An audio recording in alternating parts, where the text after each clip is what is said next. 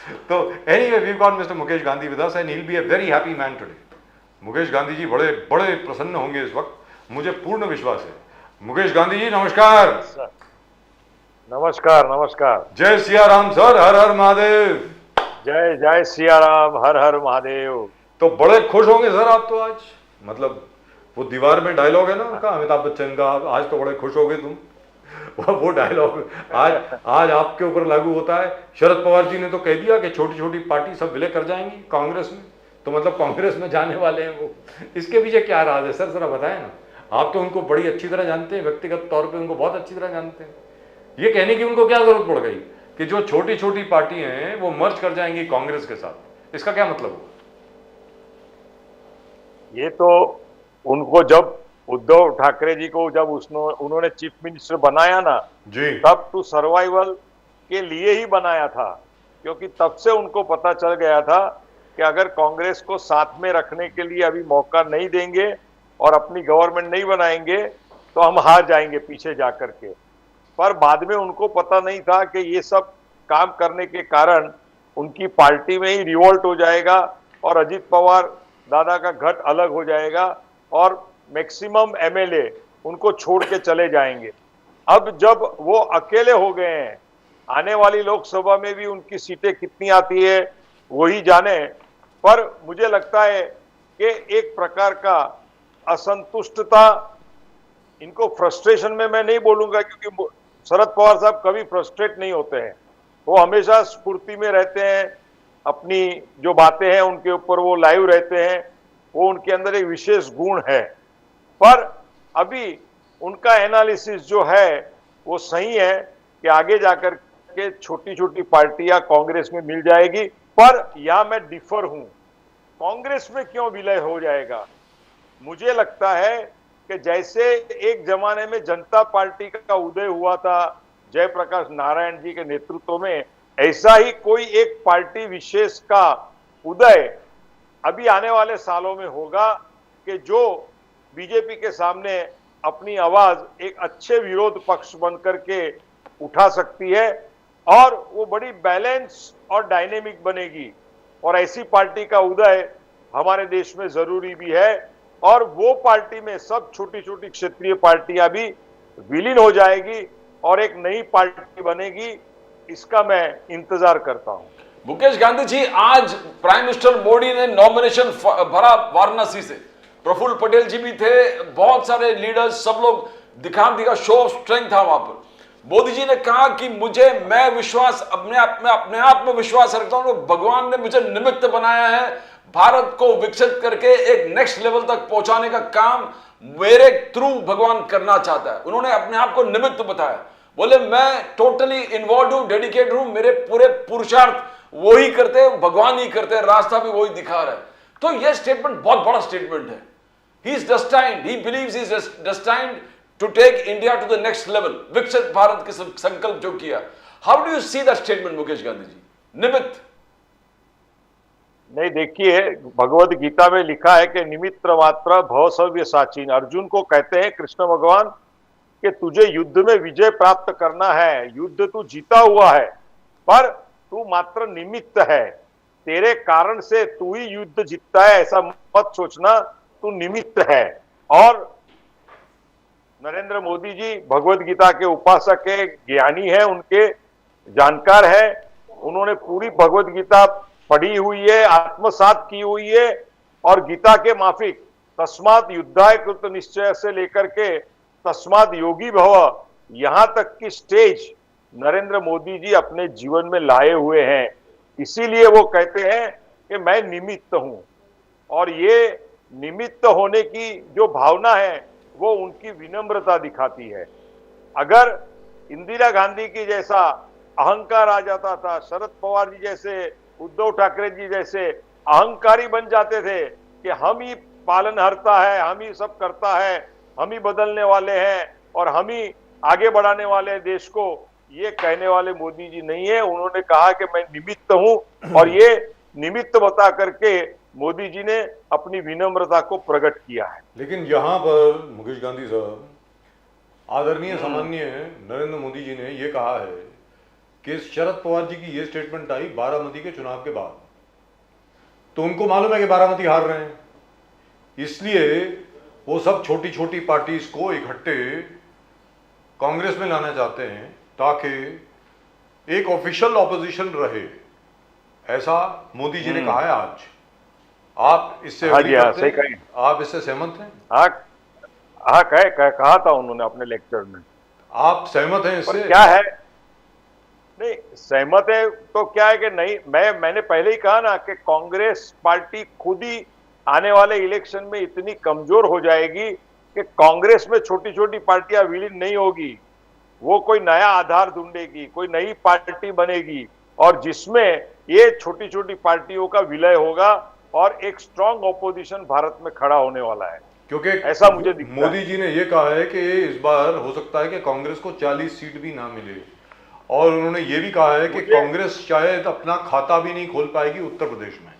मुकेश गांधी साहब, अभी देखिए सर, मैं सट्टे वालों का प्रेडिक्शन मानता नहीं हूं, पर मेरे पास आज नहीं तो 13-14 सट्टे वालों का अलग अलग जो होते हैं ना सब उनके शौकीन, उन्होंने प्रेडिक्शन भेजा है, उसमें एवरेज ऐसा लिखा गया है कि बीजेपी को 239 सीट मिलेगी, अरे 329 सीट मिलेगी, और एनडीए को मुझे लग रहा है पहला फिगर ज्यादा अच्छा, मुझे लग रहा है पहला फिगर जो आपने बोला था वो सच है। गलती से सच बोल दिया। ये गलती से आपने सच बोल दिया, 2 का 3 कर दिया। चलिए कोई बात नहीं सर, 329 ही लिखा है मेरे पास, मैं आपको व्हाट्सएप पे भेजूंगा। कोई बात नहीं। और उन्होंने आगे लिखा है कि कांग्रेस जो है वो 29-39 के अंदर सिमट जाएगी, और तीसरा उन्होंने लिखा है कि बंगाल में मोदी जी स्वीप कर जाएंगे। मोदी स्वीप कर जाएंगे बंगाल में, प्रेडिक्शन इनका आया है। क्या बात है साहब, क्या बात। और मुझे पर्सनली ऐसा लगता है, मेरा कलकत्ता के जो डायरेक्ट न्यूज आ रहे हैं मेरे दोस्तों से, वहां से रिलेटिव से, उसमें मुझे लगता है कि ममता बनर्जी इस टाइम बहुत बड़ी जबरदस्त हार उनको भुगतनी पड़ेगी, और बीजेपी का वहां बहुत अच्छा स्विफ्ट होगा, क्योंकि अभी कलकत्ता के लोगों के अंदर इंडस्ट्रियलिस्ट लोग होंगे, व्यापारी होंगे, या मिडिल क्लास के लोग होंगे, हमारे जैसे व्यापारी लोग होंगे, गुजराती, मारवाड़ी, पंजाबी, सिंधी, ये सभी को अभी कलकत्ता को स्थिर करना है, व्यापार बढ़ाना है, विकास करना है और सुख चैन से रहना है। इनको न तो सीपीएम की न तो ममता बनर्जी के पार्टी की अभी गुंडागर्दी में इंटरेस्ट है, उनको मोदी जी की फिलॉसफी पे 100% अभी बैठ गया है, और बीजेपी का संगठन भी वैसे वहां बहुत ही अच्छा सेट हो गया है। तो मुझे लगता है कि 42 सीटें हैं सर वेस्ट बंगाल में, 42 तो 42 में से आपके मुताबिक कितनी आएंगी? अभी वो मैं नहीं कह सकता सर, पर मैक्सिमम सीट ममता जी से ज्यादा सीट मोदी जी की आएगी, इतना यहाँ का माहौल मुझे दिखाई दे रहा है। क्या बात। मुकेश गांधी जी, बात यह है कि जब बजाज साहब बोल रहे थे कि यूपी में मोदी जी का प्रेडिक्शन है कि कांग्रेस का सफाया होने वाला, नॉट इवन 1 सीट, एक भी सीट इसलिए नहीं जीतेगा। उन्होंने एग्जाम्पल दिया, बोले कि हार जीत तो होता है पॉलिटिकल लाइफ में। अमेठी में राहुल गांधी जी हारने के बाद एक भी बार वापस नहीं गए, नॉट इवन वंस। बोले ये परिवारवाद का सिंड्रोम है, परिवारवाद दिमाग में बैठे हैं, परिवारवाद, कांग्रेस बिलीव्स इन परिवारवाद, काम पे विश्वास नहीं करते। बोले ये एक चीज है, और इस परिवारवाद को टोटली उत्तर प्रदेश रिजेक्ट करने वाले हैं। Now, how do you see Modi ji का statement? परिवारवाद is big only thing for Congress, not work. नहीं, आपकी बात एकदम सही है कि क्योंकि मोदी जी ने जो कहा है, वो मोदी जी ने अपनी मेहनत से, अपने प्लानिंग से और अपनी इफेक्ट से, implementation of his work totally, ये सेड दिस थिंग। और आप देखिए कि कांग्रेस, राहुल गांधी जी क्या कर रहे हैं अभी। आप राहुल गांधी का आज कोई भी टीवी में न तो इनका इंटरव्यू आता है, इन सब बड़े बड़े इंटरव्यू मोदी जी दे रहे हैं, उनके सामने न तो राहुल गांधी का कोई इंटरव्यू आ रहा है, न तो राहुल गांधी का कोई आइडिया प्लानिंग का कोई उनकी रजूआत, वो या खड़से या सोनिया गांधी या प्रियंका कोई करते नहीं है। और दूसरा, मुझे तो लगता है कि जिस तरह से वो स्टेटमेंट जो कर रहे हैं ना एंटी इंडियन, उसमें मुझे लगता है कि वो एक मुसलमानों का ध्रुवीकरण करने का फिर बाद में दूसरी बातों का ध्रुवीकरण करने का, जाति व्यवस्था के सामने पूरा एक बंटवारा करने का और हिंदुस्तान के लोगों को जातियों में बांटने का, फिर बाद में सिविल। तो ये आर्टिकल 152 ए एंड बी के मुताबिक कल सिविल वॉर करा सकते हैं और उनके लिए कल आगे जाकर के अगर सिविल वॉर हुआ, मोदी जी होने नहीं देंगे, पर अगर सिविल वॉर हुआ तो उनके जिम्मेदार सिर्फ राहुल गांधी रहेंगे। सर राहुल गांधी ने और ये कौन सी एंटी इंडिया स्टेटमेंट दी है सर? राष्ट्र के खिलाफ कौन सा ऐसा वक्तव्य दिया है राहुल गांधी ने सर? बताएं जरा प्लीज। आप देखिए ना, ये देखिए, इन्होंने हमेशा कहा है कि पाकिस्तान की फेवर करने वाले स्टेटमेंट उन्होंने दिए हैं, एक बात। दूसरी बात सर बताइए तो सही, क्या स्टेटमेंट? अभी मुझे वो तो मणिशंकर अय्यर ने बोला है, राहुल गांधी ने तो नहीं बोला है। नहीं, पर उनको मणिशंकर अय्यर उनके ही माउथपीस है ना सर। उन्होंने तो बिल्कुल डिस्टेंस कर लिया अपने आप को, और अभी तो बात चल रही है कि शायद मणिशंकर अय्यर को पार्टी से भी बाहर निकाल देंगे। लेकिन राहुल गांधी ने खुद ने क्या बोला है वो बताए ना सर। ये नाटक है सर, आपने कहा, मेरी बात सुनिए, मेरी बात सुनिए। बोलिए। इलेक्शन के पहले मणिशंकर अय्यर क्यों नहीं बोले? अपना पित्रोडा इलेक्शन के पहले क्यों नहीं बोले? क्योंकि आपसे ऑर्डर नहीं आए थे, क्योंकि बीजेपी से हुक्म नहीं आया होगा। बीजेपी ने कहा होगा अभी बोलने का है तो और क्या, वो तो आप ही के एजेंट है ना। ये हमारे दोस्तों की महफिल होती है ना, वहां लोग वही कहते हैं कि कभी कांग्रेस बुलवाती है कि बीजेपी बुलवाती है, वो राहुल बजाज को मालूम है। बिल्कुल राजीव बजाज को मालूम है। संविधान खतरे में है, राहुल गांधी जी का बार बार कहना कि कॉन्स्टिट्यूशन इज इन डेंजर, संविधान खतरे में है जी। आपने मुकेश गांधी साहब सब दौर देखे, मोदी जी ने कहा कि संविधान कहां खतरे में आया जब Nehru was against press freedom, Modi ji का कहना है। आपने मुकेश जी ये सब देखे, Nehru ji was against press freedom, that is what Modi साहब said. Indira Gandhi imposed emergency, Rajiv Gandhi wanted to curb press freedom, wanted to curb Rajiv Gandhi, और राहुल गांधी जी ने, मोदी जी का कहना है, भरी पार्लियामेंट में वो बिल को अपने हाथ से फाड़ दिया, या हाथ से फाड़ने वाले जो कैबिनेट पास किया, बोले कॉन्स्टिट्यूशन को हमेशा इन्होंने खतरा पेश किया है, नॉट मोदी जी। मोदी जी के लिए धर्म ग्रंथ है ना। How do you see Modi ji statement? आपने ये पूरे एरा स्टडी किया है, how do you see that Mukesh Gandhi ji? नहीं, आपने जो बात बताई उनके साथ में मैं पूरा सहमत हूं, क्योंकि मैंने पहले भी हमारे डिबेट में यहां हमने बात की हुई है कि इन्होंने, कांग्रेस ने आज तक जवाहरलाल नेहरू जी से लेकर के राजीव गांधी तक और अंत में मनमोहन सिंह तक कितने आर्टिकल्स हमारे कॉन्स्टिट्यूशन के चेंज किए हैं। और जो पहली बात तो, हमारा जब कॉन्स्टिट्यूशन बना तो उसमें सेक्युलर वर्ड नहीं था, और वो सेक्युलर वर्ड इन्होंने लिखा। आपको मैं एक बात बताता हूं, राहुल बजाज जी और राजीव बजाज और प्रदीप लामिया। राजीव जी, मैं आपको एक बात बताता हूं सर, राजीव बजाज तो बजाज ऑटो का मालिक है सर जी, बोलिए सर। नहीं, राजीव जी, ऐसा है कि मैं सुबह यहाँ बंबई में चौपाटी पे, आपको पता होगा, हिंदू स्विमिंग बात है, तो मैंने इंक्वायरी की कि हिंदू स्विमिंग बात कैसे अलाउड हुआ। तब पता चला कि 1947 के पहले ये मफतलाल सेठ ने ये जमीन ली थी और उन्होंने हिंदू स्विमिंग बात बनाया, तब ये सेक्युलर वर्ड नहीं था। और आज के मुताबिक अगर वो परमिशन लेने को जाते थे तो इनको हिंदू स्विमिंग बात बनाने का मिलता, परमिशन नहीं मिलती। तो कहने का मतलब क्या है कि जवाहरलाल नेहरू ने उसमें सेक्युलरिज्म डाला, बाद में दूसरे आर्टिकल 52 वगैरह चेंज करके राजीव गांधी सर, इंदिरा जी ने डाला था। इंदिरा गांधी सर, इंदिरा जी ने डाला प्रियम्बल में, नेहरू जी ने नहीं, इंदिरा जी ने डाला, इंदिरा जी इमरजेंसी के दौरान। तो 98 से ज्यादा अमेंडमेंट तो इन्होंने किए हुए हैं, 104 से ज्यादा, 104। हाँ, आप 104 कहते हैं आप, तो बरोबर है। पर अभी कहने का मतलब यहाँ ये है कि कॉन्स्टिट्यूशन बदलने की इनकी पूरी तैयारी थी, क्योंकि आज तक कांग्रेस का विचार जो था वो टोटली हमारे सनातन धर्म और हिंदू संस्कृति के अगेंस्ट में था। इनको ये प्रगति नहीं करनी चाहिए थी। इनको चाहिए था कि हिंदुस्तान का मुसलमानी तुष्टीकरण हो जावे और हमारी परंपरा टूट जावे और अंदर अंदर लोगों के अंदर एक जाति भेद विग्रह ये सब करके हमारी दुकान चलती रहे। पर हमारे देश का भाग्य है कि नरेंद्र मोदी जी के जैसा एक युग पुरुष आया और उसने हमारे देश की परंपरा के साथ में हम सबको जोड़ा। ये बहुत जरूरी है भैया। आप देखिए ना कि इजराइल ने इतनी प्रगति की, इसका कारण क्या है? उन्होंने अपनी हिब्रू लैंग्वेज को संभाल के रखा, उसने अपनी ज्यू कल्चर को पकड़ के रखा और एक अस्मिता खड़ी कर दी। तो आपके मुताबिक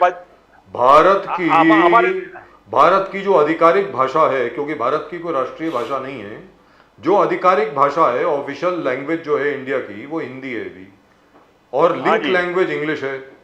दिस इज ऑफिशियल। हाँ जी। तो आपके मुताबिक क्या हिंदी की जगह पे संस्कृत होनी चाहिए? नहीं, संस्कृत होनी चाहिए। संस्कृत भाषा का यह महत्व अभी नहीं है, क्योंकि अभी संस्कृत भाषा में बहुत सालों से इजराइल में आपने इजराइल की बात की सर, पूरी बात सुन ले, एक सेकंड, उसके बाद आप अपनी बात रखिए। आप अपनी बात रखिए सर, एक सेकंड बात सुन लीजिए। 1948 में इजराइल का गठन हुआ। डेविड बेन गुरियन इजराइल के प्रेसिडेंट थे। उनसे पूछा गया कि यहां पर हमारे जितने भी लोग आए हैं, जूस यहूदी जो हैं, पूरे यूरोप से, अफ्रीका से, इंडिया से, हर जगह पर लोग आए हैं, अब इनका क्या करें? इनको तो कोई भाषा ही नहीं आती है। अब वो पोलिश जूस जो हैं वो तो पोलिश बोलते हैं, अंग्रेज अंग्रेजी बोलते हैं, कोई हंगेरियन है वो हंगेरियन बोलता है, तो अब क्या किया जाए? तो डेविड बेन गुरियन ने यह तय किया कि आज के बाद हर व्यवहार जो है वो सिर्फ हिब्रू भाषा में होगा। आपको मालूम है इजराइल में 2% से भी कम 1948 में less than 2% of the people used to speak Hebrew. आज 100% लोग हिब्रू बोलते हैं। तो मेरा ये कहना है कि हम लोग संस्कृत को क्यों नहीं ला सकते? लेट संस्कृत भी दी ऑफिशियल ला सकते हैं। व्हाई कांट वी डू ला इट? सकते हैं सर। जी बताएं, अब आप बोलें। नहीं, मैं आपके स्टेटमेंट के साथ में बहुत सम्मत हूं and I really appreciate your study. और मुझे ये लगता है कि संस्कृत भाषा को हमारी राष्ट्रभाषा बनाने के लिए परिश्रम होगा। पर मोदी जी ने या बीजेपी ने आज की तारीख में प्रायोरिटी में हिंदी लैंग्वेज को बढ़ावा दिया हुआ है और उसको बढ़ाने का प्रयत्न चल रहा है। जबकि हिंदी लैंग्वेज को बढ़ाने का प्रयत्न करते हैं तब भी साउथ में हिंदी लैंग्वेज के अगेंस्ट में स्टेटमेंट हो रहे हैं, तो विवाद होता है। तो now Modi ji is trying to एक के बाद एक इश्यू को रिसॉल्व करना चाहते हैं। और आज देखिए कि आज हमारे टीवी पे, दूरदर्शन पे आज भी संस्कृत में सुबह न्यूज आते हैं, दोपहर में भी बीच में आते थे, सुबह का तो न्यूज मैं देखता हूं संस्कृत में। तो इतनी सरल लैंग्वेज है संस्कृत कि हर हिंदुस्तानी ये जान सकता है। और दूसरा, हमारी साउथ इंडियन लैंग्वेज हो, नॉर्थ इंडियन हो, गुजराती, मराठी, सारी लैंग्वेज के अंदर, पंजाबी, सारी लैंग्वेज में संस्कृत की असर है। और ये संस्कृत हमारी राष्ट्रभाषा आगे जाकर के अगर कोई नेता ने बनाई तो it will be the great achievement. Mukesh Gandhi ji, there is going to be a roll back. Prime minister Modi और अमित शाह जी ने कहा कि if the India alliance, if they come to power, they're going to roll back. They're going to roll back on Article 370, 35A abrogation. They're going to roll back on triple talaq abolition. They're going to roll back on Ram Mandir. They're going to roll back UAPA, CAA, NRC. तो क्या आपको यह संकेत दिख रहा है? Prime minister ने देश को वार्न कर दिया है, this is the intention of India alliance if they come to power. How serious is it Mukesh Gandhi ji? भैया, इंडिया अलायंस आने वाला ही नहीं है पावर में। वो खाली लोगों को एक, उनके पास कोई इश्यू नहीं है, तो जितने मोदी जी ने अच्छे काम किए उनके लिए अगेंस्ट में बोलने के लिए सब बातों को फ्लेयर अप कर रहे हैं। बाकी ये बातों की चर्चा का अगर विषय होगा तो 4 तारीख के बाद में होगा, क्योंकि मुझे तो लगता है कि 101% Modi ji with the full majority वो पावर में आएंगे। 239 का आपने नहीं, 329 आपके मुंह से मिस्टेक में मेरे से निकला। चलिए, राम लल्ला को फिर टेंट में लाने वाले हैं, इनके विचार है। देखिए, एक्चुअली कांग्रेस वाले भी नहीं चाहते हैं कि ये सब बातें रिवर्स हो। मेरे कांग्रेस वाले भी कई दोस्त हैं, वो लोग भी बोल रहे हैं कि मोदी जी ने जो काम किए वो अच्छे किए हैं। खाली आज कांग्रेस का फ्रस्ट्रेशन क्या है कि इनके पास कोई ऐसा special agenda, special issue, special कोई रजूआत नहीं है और कोई ऐसा नेतृत्व नहीं है कि जो मोदी जी जैसे जायंट पर्सनालिटी के सामने अपनी बात रख के पूरे नेशन को कन्विंस कर सके। लेकिन इसके लिए कांग्रेस तो सब बात कहती है- बहस में हो रही। लेकिन कांग्रेस तो कहती है कि राहुल गांधी जितना बढ़िया वक्ता, जितना बढ़िया नेता आज की तारीख में कोई नहीं है। उन्होंने तो ये कहा है कि पूरा देश आज राहुल गांधी जी के साथ मोहब्बत करता है और उन पर यकीन करता है, क्योंकि राहुल गांधी जी बिल्कुल झूठ नहीं बोलते। जननायक, जननायक। ऐसा कांग्रेस के लोग कहते हैं सर। जननायक नाम है वो तो उनको कहना ही चाहिए, क्योंकि उनके ऊपर तो उनकी रोटी चल रही है सबकी। तो और उनकी पार्टी में ज्वाइंट हो गए हैं तो उनको बोलना ही पड़ता है। अभी आपने देखा ना कि कांग्रेस के कितने प्रवक्ता था, संजय निरुपम था, वाघमारे थे, ये वो सब कितने प्रवक्ता पहले कांग्रेस में थे और यही डायलॉग सब मारते थे। और आज उनके वो डायलॉग बैकस्टेज में चले गए और अभी नई बात में सारी मोदी की गाथा गा रहे हैं। ऐसे कांग्रेस वालों को भी अंदर से मालूम है कि हमारी भाखरी जली हुई है, पर जली हुई भाखरी को जली हुई नहीं कहते हैं, उनको कहते हैं ये तो कड़क है, वेरी अच्छी लगती है, टेस्टी लगती है। बात में कुछ दम नहीं है। Rahul Gandhi can not be the leader even if he has followed his ancestors, Indira Gandhi ji, Rajiv Gandhi ji, तो और आपके उतने लेवल मुताबिक- राजीव गांधी जी के लेवल पे भी गए होते तो आज पूरे राहुल गांधी को मैं भी सैल्यूट करता, और मैं आज की तारीख में उनको सैल्यूट नहीं कर सकता। Manifesto is absolutely fantastic. The Congress believes हाथ बदलेगा हालात, 5 पिलर्स ऑफ जस्टिस, 5 गारंटी, जिसमें रोजगार इंपॉर्टेंट फैक्टर है। उनका नारा है बेरोजगारी का जवाब वोट से दो। राहुल गांधी इज कॉन्फिडेंट कि 30 लाख भर्ती वो करेंगे फर्स्ट कैबिनेट में। जो पहली नौकरी पक्की, 50% जो वुमन का रिजर्वेशन है, जो 100% गवर्नमेंट जॉब्स में उनको 50%। तो ये जब एक एक चीज, महालक्ष्मी योजना, बोले this is game changer. Mukesh Gandhi साहब ये गेम चेंजर है, राहुल गांधी के कांग्रेस कहता है। You think that they can not implement the manifesto that is so beautiful manifesto they believe? नहीं, इनका मैनिफेस्टो तो बहुत बड़ा, एकदम बहुत ही ललचाने वाला है, लोगों के ऊपर असर करने वाला है, पर ये बातों वो किस तरह से इंप्लीमेंट करेंगे, क्या उनकी योजना है, वो इन्होंने अभी तक बताया नहीं है। और दूसरी बात कि जब वो पावर में नहीं आने वाले हैं तो सारे वचन देने में उनको क्या तकलीफ है? सारे वचन दे सकते हैं, पर नरेंद्र मोदी जी ने जितनी भी योजना की है वो सारी योजनाओं से 1 by 1 कितने एम्प्लॉयमेंट खड़े हुए हैं और लाखों करोड़ों लोगों को नौकरी मिली है, काम यहाँ मिला तो ये है। कहा जा रहा है हिंदुस्तान का मुकेश गांधी साहब, यहाँ तो ये कहा जा रहा है और ये सरकारी आंकड़े हैं कि 1947 के बाद अनएम्प्लॉयमेंट जो है वो सबसे ऊंचे स्तर पर है। ये कहा जा रहा है सबसे ज्यादा बेरोजगारी हिंदुस्तान में इस वक्त है 1947 के बाद। मुकेश गांधी साहब, नहीं, वो तो अभी पूरे स्टैटिस्टिक्स मुझे देखने चाहिए, मैंने देखे नहीं है ऐसे स्टैटिस्टिक्स, पर मेरे हिसाब से ऐसे अनएम्प्लॉयमेंट नहीं है, क्योंकि स्किल्ड एम्प्लॉयमेंट की स्कोप नरेंद्र मोदी जी ने जो बढ़ाई है उसके कारण लोगों को एम्प्लॉयमेंट में, लास्ट टाइम मैंने फिगर भी आपको बताया था, आज मेरे पास वो फिगर नहीं है, तो इतने सारे करोड़ों रुपया उन्होंने लोगों को लोन दे दिया, बिना टेलीफोन के ऊपर लोन पास हो जाती थी। और इतना करने के बाद में जब रिस्ट्रक्चर बैंक को नहीं करेंगे और बैंक को मुनाफे में नहीं लाएंगे तो पूरी इकोनॉमी हमारी डाउन हो जाती है। तो इकोनॉमिस्ट का जो एनालिसिस है उनके मुताबिक नरेंद्र मोदी जी ने ये जो स्टेप लिया उस टाइम में बीजेपी गवर्नमेंट ने, वो उनका स्टेप सही था। वो माफ करके उन्होंने वापिस ये करके आज पूरी बैंकों को सरप्लस में लाए हैं और गोल्ड का रिजर्व भी उन्होंने सरप्लस किया है।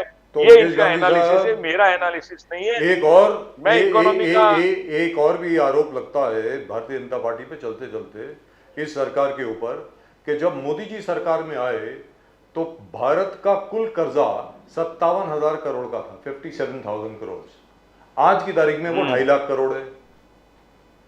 2.5 लाख करोड़ हाँ, तो का उसमें कर्जा कोई है गलत- आज की तारीख में भारत हाँ, के तो ऊपर। उसमें गलत नहीं है। आप देखिए, आज पूरे पूरे ऑल ओवर वर्ल्ड में जितने भी आप नेशन को देखेंगे, अमेरिका का आज कर्जा कितना है? आज सब नेशन का कर्जा बढ़ा हुआ है, पर कर्जा जब तब तक वो लोग कर सकते हैं जब तक उनके सामने उनकी गोल्ड की रिजर्व होनी चाहिए। अगर गोल्ड रिजर्व नहीं होगी, आज पाकिस्तान को क्यों नहीं कर्जा मिलता है? क्योंकि उनकी गोल्ड रिजर्व भी डेफिशिएट हो गई है, उनकी दूसरी भी प्रायोरिटी कम हो गई है। तो हमारा देश अगर कर्जा करता है, उनके सामने आज करोड़ों रुपया का इंफ्रास्ट्रक्चर का कार्य, योजना, चंद्रयान, ये वो सारी योजनाएं हमारे पूरे देश को आज कोरोना में फ्री वैक्सीन, ये वो, और आज 40 करोड़ लोगों को आज अन्नदान देने का, ये करने का, ये सब कैसे हो सकता है? तो देश को खड़ा करने के लिए, मातबर करने के लिए अगर कर्जा बढ़ता है, पर कर्जे की यूटिलिटी अगर राष्ट्रीय विकास के लिए और लोगों के कल्याण के लिए होती है, तो उसमें कोई गलत बात नहीं है। और हमारी गोल्ड रिजर्व जबरदस्त मेंटेन है और ओवर है, इसके कारण हमारा कर्जा जो है वो इम्बैलेंस नहीं कहा जाता। ऐसे इकोनॉमिस्ट सर, लेकिन IMF ने तो वार्निंग दी है सर। पड़ा हुआ है सर, IMF ने तो वार्निंग हाँ दी जी। है। IMF ने, इंटरनेशनल हाँ। मॉनेटरी फंड ने तो वार्निंग दी है कि भारत का कर्जा जिस प्रकार बढ़ रहा है, भारत को बहुत तकलीफ होने वाली है अगर जीडीपी और नहीं बढ़ा तो। और जीडीपी को अभी $7 ट्रिलियन होना चाहिए। We are just at about $4 trillion. और आपने अमेरिका की बात करी, अमेरिका का GDP is $27.6 trillion sir. So they can afford it. Can we afford it? Not Your opinion? नहीं, वो तो करेक्शन तो करना ही पड़ेगा बीजेपी को, ऐसी बात नहीं है। बीजेपी कोई भगवान नहीं है कि पूरा वो जो करती है वो सब सच ही है। उनको भी वक्त आने के ऊपर ये पूरा करेक्शन जो आप बता रहे हैं वो करेक्शन करना पड़ेगा, कर्जा कम करना पड़ेगा।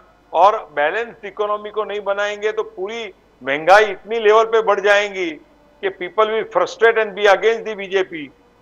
तो So you ये believe, तो मैं Mukesh Gandhi ji, you believe the Modi report card, the fifth biggest economy, the biggest digital revolution, Article 370 abrogation, surgical strike, Balako strike, Ram Mandir, triple talaq, one rank, one pension, Nari Shakti, Vandan Adhiniyam, one nation, one tax, it goes gaga. So you think this is enough to win the elections 2024? yes, it is enough. It is enough. And apart from all these things, the Narendra Modi ji's image and his style of working today for the election campaign will make the BJP to achieve their goal. And high ऐसा मुझे लगता prices, है। high prices of commodities, high price of petrol and diesel, gas cylinder at 1,100 rupees, that does not matter. ये नहीं, बिल्कुल अभी sir. Lok Sabha का अभी ये जो है ना, ये इन्फ्लेटेड रेट तो इंदिरा गांधी जी के टाइम में भी था, राजीव गांधी जी के टाइम में भी था। पर अभी इलेक्शन जो है ना, ये ये इश्यू छोटा नहीं है, बड़ा ही है। पर ये इश्यू को फ्लेयर अप करने को सर, कांग्रेस को 1100 आया नहीं रुपए है, का जो आना गैस चाहिए। सिलेंडर, सर क्या बात कर रहे हैं? मतलब आई थिंक भैया 1100 का नहीं है। मैं घर पे मैंने आज ही पेमेंट किया है, 860 रुपीज में आता है सर। 1100 रुपया नहीं होता है। 400 का तो नहीं है। 860 रुपीज। 400 का तो अभी नहीं है मेरी ना। बात सुनिए। 450 का था सिलेंडर में- मनमोहन सिंह के वक्त, 450 रुपीज। अरे साहब, पर उनके सामने आज कितने घरों में आज कितनी लेडीजों को फ्री आज फ्री ये दिया गया है। यहाँ ये कहा जाता है कि एक सिलेंडर फ्री मिला, उसके बाद पैसे नहीं थे लोगों के पास अगला सिलेंडर खरीदने के लिए, ये कहा जा तो रहा। वो तो क्या है, अभी मैंने आपको घर दिला दिया, फिर अभी आप घर को चलाने के लिए आपके पास पैसा नहीं होगा तो मैं क्या करूंगा? आपको घर भी चला दिया, फिर घर लेके मैंने फिर बाद घर, में आपको अब वो बोल रहे हैं कि भाई घर चलाने के लिए भी पैसे दो, घर दे दिया, घर का क्या पैसे करेंगे? तो देते। अरे सर, इतना कोई राष्ट्र का कोई आज तक इंदिरा गांधी जी ने गरीबी हटाओ करके भी कुछ नहीं दिया। अरे सर, एसआरए में क्या होता है मुकेश गांधी साहब? मोदी जी ने इतनी योजनाओं से इतना दिया है, आज उनके अकाउंट में अलग अलग रूप से पैसा आता है और इतनी सारी योजनाओं से लाभ होता है भैया। तो कहने का मतलब ये हुआ इस बार 400 पार आपके मुताबिक? हाँ, 400 जो पार तो आपकी होने जबान वाला है फिसल सर। गई ये शो शुरू होते वक्त वो गलत है, मतलब 239 नहीं है, 329। 329। चलिए, हाँ thank you so much sir. Mukesh Gandhi साहब, बहुत बहुत शुक्रिया आपका चलो हमारे साथ सर, जुड़ने के लिए। ये बढ़ना चाहिए और एक नया जोश, नई उमंग से ऑलवेज अ प्लेजर टॉकिंग हमारे to you sir, thank you very much. हमारे देश का विकास होना चाहिए और आपकी चैनल को ये सब विचारों को रजूआत करने के लिए मैं आपका खूब धन्यवाद करता हूँ। Thank you very much sir. जय श्री राम। जय Shri Ram. Right? Now let's go straight across to Mr. Sanjay Dwivedi of the Uddhav Sena. Sanjay Dwivedi ji, namaskar. Oh, he's disconnected. Okay, so he'll be back. I don't think he wanted to listen to Mr. Mukesh Gandhi, perhaps. तारीफ। But then you see, the point is the manner in which the campaign is going on at the moment. It's somewhat surprising that price rise and unemployment per se, either the media is not focusing on them or maybe they are not such a hot topic of discussion, Pradeep ji. Because Rahul Gandhi ji अपने medium माध्यम से speeches में हर मंच पे ये highlight कर रहे हैं, बेरोजगारी का जवाब आप वोट से दो। Now that is the tagline where he is concern, बेरोजगारी का जवाब वोट से दो। तो अलग अलग चीज, तो वो ही इज डूइंग हिज प्रचार। Now it depends upon if the people are accepting it और नॉट एक्सेप्टिंग इट। चाहे वो युवा न्याय की बात हो, श्रमिक न्याय की बात हो, नारी न्याय की बात हो, हिस्सेदारी की बात हो, किसान न्याय की बात हो, they are spelling out their agenda in absolute terms कि this is what we want to give to the people, but are the people taking it? Now that is what the media probably is not taking it or highlighting the very fact that these things okay, need to be- let's forget the media for a moment. The fact is, I don't even see that much of focus, except of course in Mumbai, जैसे वर्षा गायकवाड़ जी हैं, मतलब उनकी campaign बहुत बढ़िया तरीके से चल रही है। उधर वो अमोल कीर्तिकर साहब जो हैं, अमोल कीर्तिकर, उनकी बहुत बढ़िया चल रही है कैंपेन।